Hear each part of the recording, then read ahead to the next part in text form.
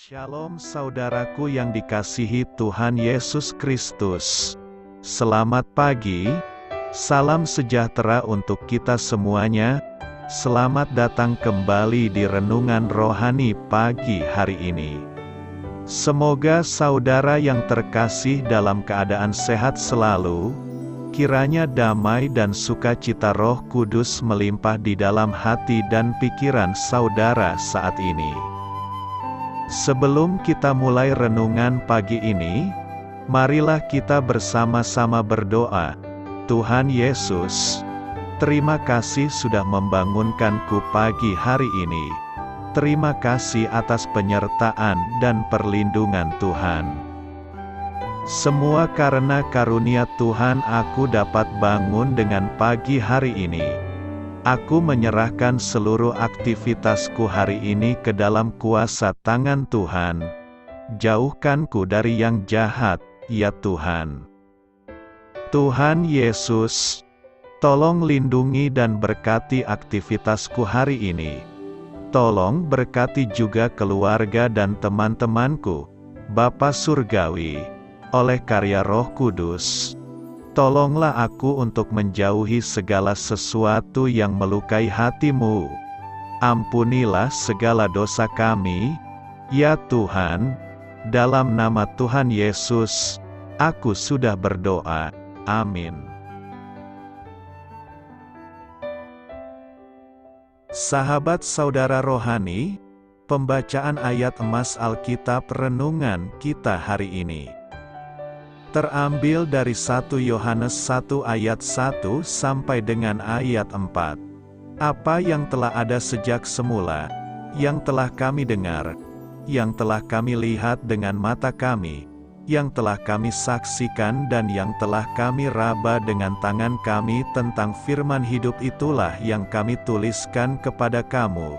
Hidup itu telah dinyatakan, dan kami telah melihatnya dan sekarang kami bersaksi dan memberitakan kepada kamu tentang hidup kekal, yang ada bersama-sama dengan Bapa dan yang telah dinyatakan kepada kami.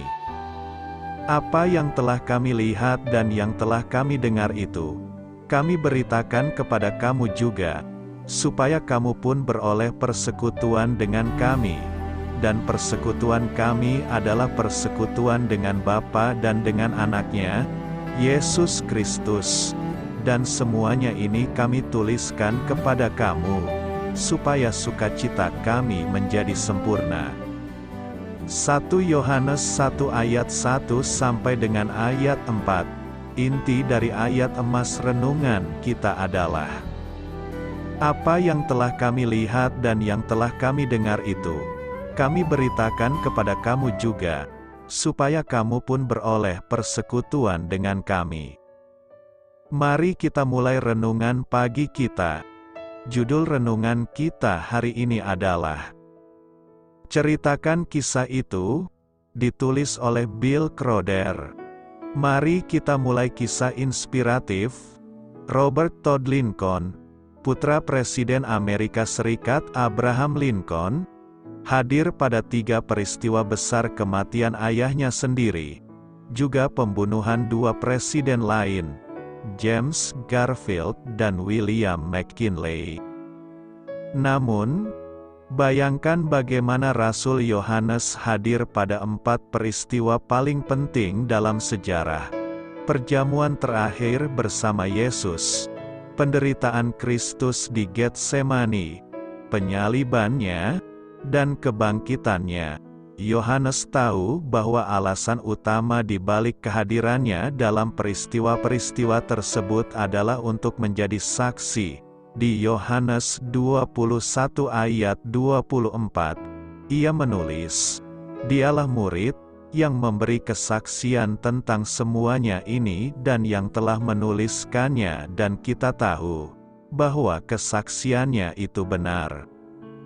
Yohanes kembali menegaskan hal itu dalam suratnya, 1 Yohanes.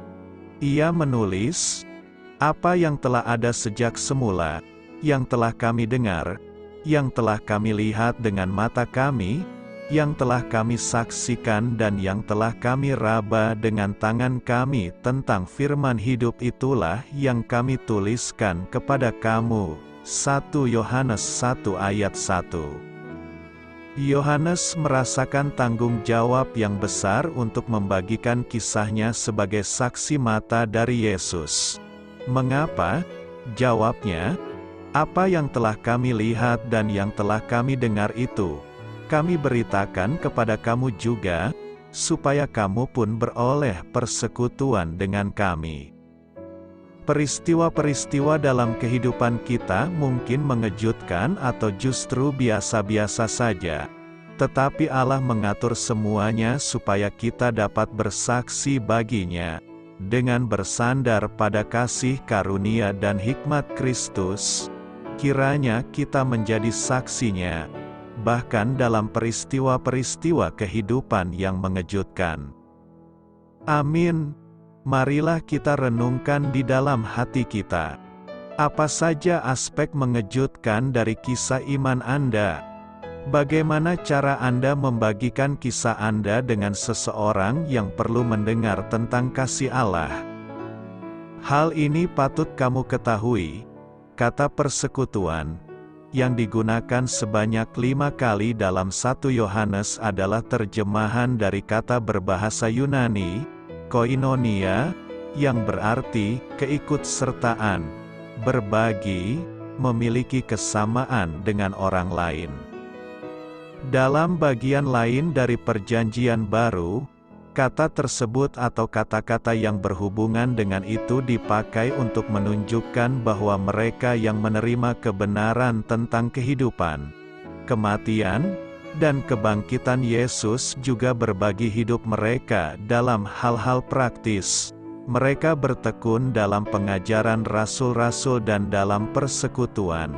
Dan mereka selalu berkumpul untuk memecahkan roti dan berdoa. Kisah Para Rasul 2 ayat 42.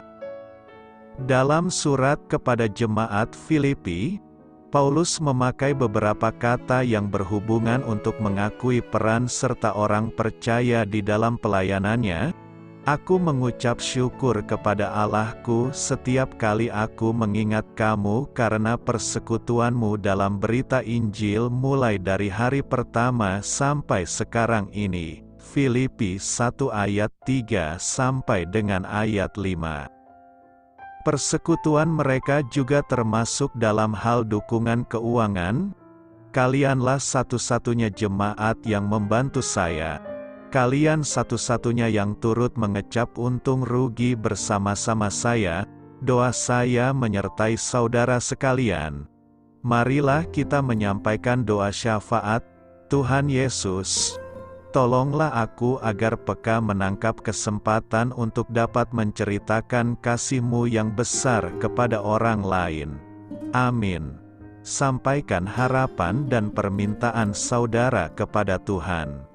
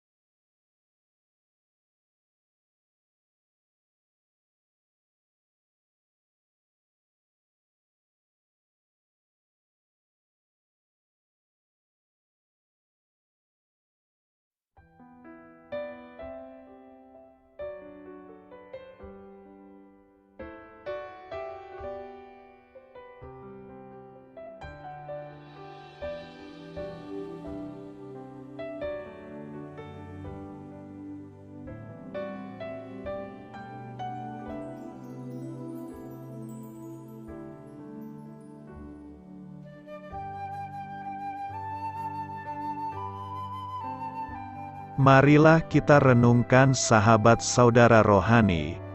Demikianlah renungan firman Tuhan pagi hari ini.